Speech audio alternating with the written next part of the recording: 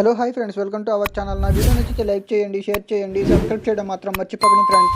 Brain tumour కారణంగా 3 నెలల్లో చనిపోతానని తెలుసుకుంటున్న big bull Sanjay Dutt brain transfer ద్వారా కలకాలం బ్రతికి ఉండాలని చేసే ప్రయత్నంలో ఆల్రెడీ హైదరాబాద్లో బ్రెయిన్లో యూఎస్బి పోర్ట్ పెట్టుకొని బ్రతుకుతున్న ఇస్మార్ట్ శంకర్ రామ్ గురించి తెలుసుకుంటాడు. తన బ్రెయిన్ను శంకర్ బుర్రలోకి ట్రాన్స్ఫర్ చేసి తన భవిష్యత్ ప్రణాళికలను ముందుకు తీసుకెళ్లాలని అనుకుంటాడు. కానీ ఈ క్రమంలో శంకర్, బిగ్ బుల్ నడుమ జరిగిన హోరాహోరీ యుద్ధమే డబుల్ స్మార్ట్ శంకర్ మూవీ.